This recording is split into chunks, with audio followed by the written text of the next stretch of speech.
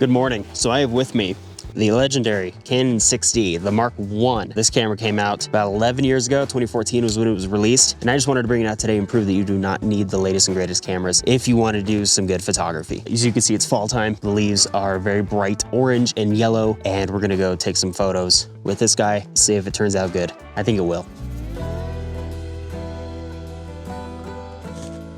We've got some crazy good light showing up on these clouds up here. I'm trying to hurry, but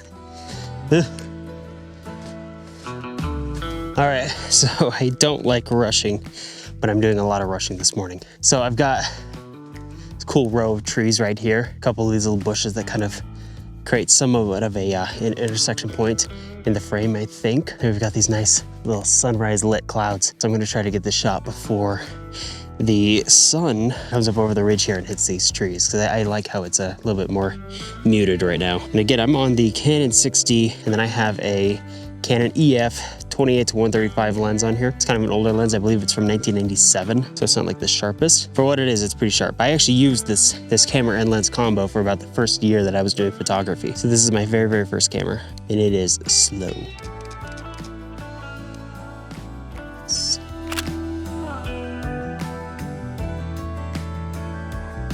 Let's see here. I do like these little, there's some rocks right here, and maybe I can get like a vertical composition with them. All right. This is awesome, actually. Yeah, that's not, I don't know, it's not bad. I do have a polarizer in here, so that helps a ton, because we've got a really bright sky and a really dark foreground. So, and I don't love that. I'm gonna bump up my f-stop just to make sure I get everything in focus. Your ISO up to, let's do 400, shutter speed of 1/40. Just a few options there.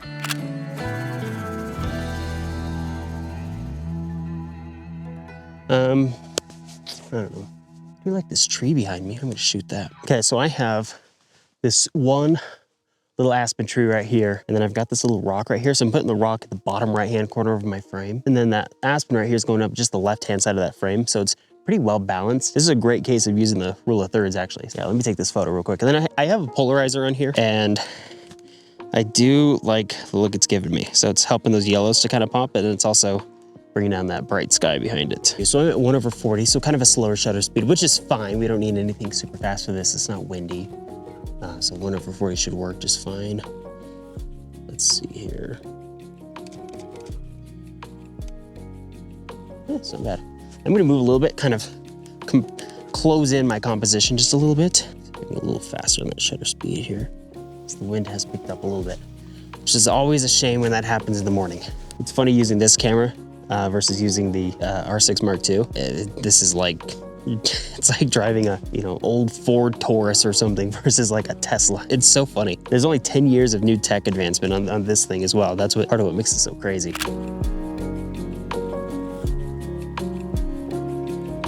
Okay.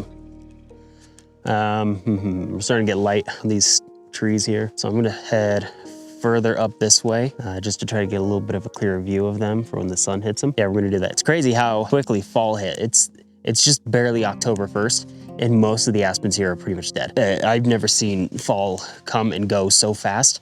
It's the craziest thing. I guess 2 years, I didn't shoot last year, but 2 years at this time, all these trees were just filled with leaves, way past, today's date. Okay, I'm gonna move up this way a little bit, and then I do have a longer lens on this because it goes up to 135, so I'm gonna point and shoot way up to these aspens that are starting to light up. But first I'm gonna move further up the hill.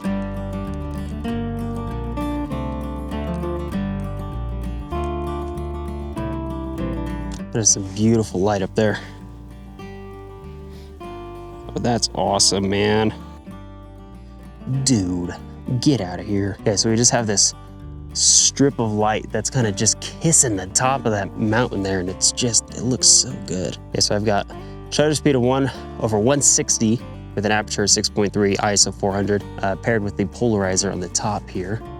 That just looks really good. Holy crap. Let's see right over here. There's a little bit of blue sky behind it. I'm just darken that with the polarizer. There we go. Great.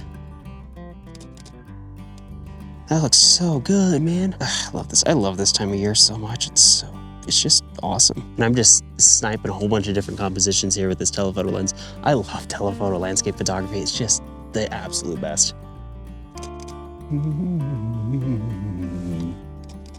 awesome.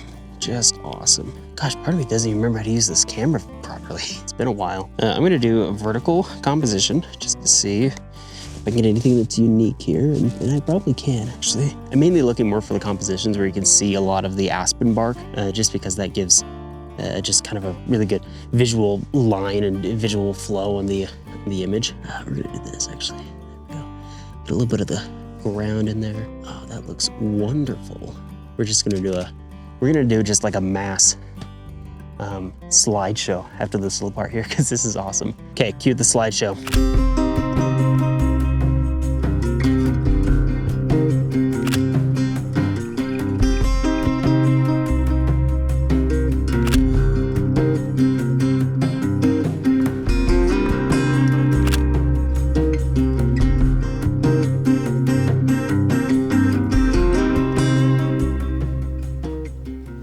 Okay, so I've got my composition set up here. Yeah, that looks really nice, actually. Gosh, this thing is so slow. I love it. Oh, that cloud right overhead, too, is just awesome, man. The crappy thing is I'm taking all these really good photos with an old camera that has low resolution, and I feel like these would be ones that I would want to have printed. But, you know, in my opinion, some of my best photos have been taken with this camera. With camera and lens combo, actually. Yeah, that looks awesome, man. Yeah, that looks so good.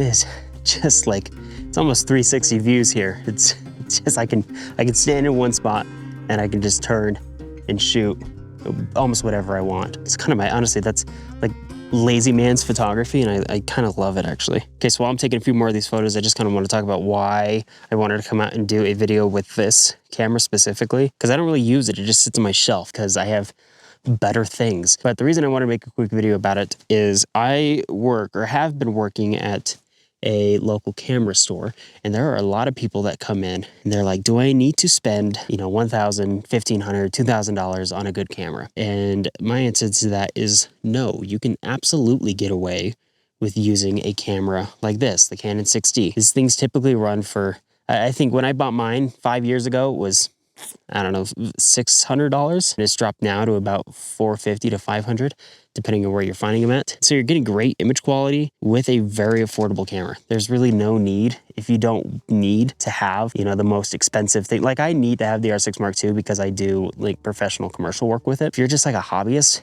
you don't need to have that. Now, don't get me wrong, it's really nice to have all the fun features that are on the R6 Mark II. The nice video, the 24 megapixel sensor. This thing has a lot more dynamic range than this does. I can't push this one as far when it's, you know, when I'm bringing up shadows as I can this one. I can shoot this one almost completely black, and bringing up the shadows, it's a miracle. It's able to pull a good image out of it. But if you're not doing like professional commercial work, there's no need to buy it. You don't need to get it. And another thing too, there are so many lenses that compare with this camera. So this lens, for example, is the 28-135 EF lens. This is from like 1997. It's an old lens. It's a cheap lens. I think it was probably like 150 bucks. I got, like I said, when I very first started photography, so I wanted something that was really cheap and accessible. It has been with me now for 5 years, and some of my favorite photos I've ever taken have been taken on this lens. You know, are they as sharp as the stuff that comes off the Canon R6 Mark II and the new RF glass? No, it's not. But it still gives me great results that, even looking back now today, I really enjoy. Now, with a subject like this, you always get into the topic of, does gear matter?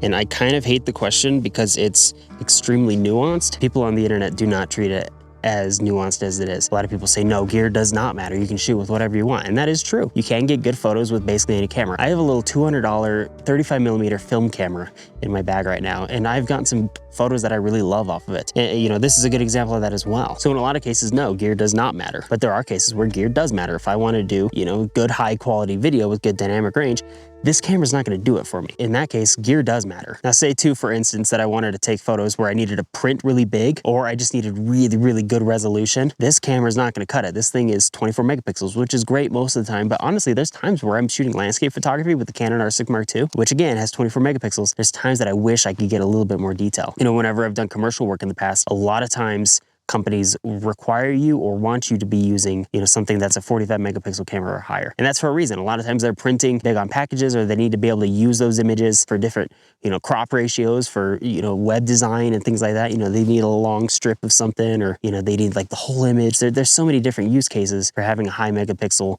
high resolution camera that these cameras cannot achieve. So in that case, yes, gear does matter. So like I said, I typically hate the topic just because it is extremely nuanced. Like I said, people, they just don't treat it as such. They treat it as either one way or the other. Unfortunately, that's just how a lot of things are online. But anyways, that's my 2 cents. Not that anybody cares about my 2 cents.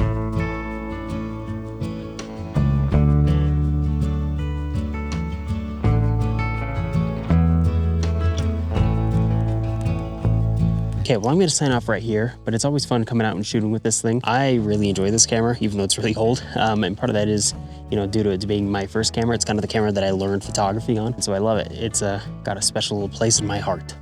So hopefully you enjoyed the photos that you saw this morning. I really enjoy them, and I really love that even though this camera at this point is pretty outdated, it still provides great results. I would highly recommend picking one up if you're just getting into photography, or if you just want like a good little cheap B camera, you know, to come out and take photos with. It's a great option. Highly recommend it. But anyways, thank you so much for watching, and please subscribe if you feel inclined to do so, and we'll see you next time. Bye.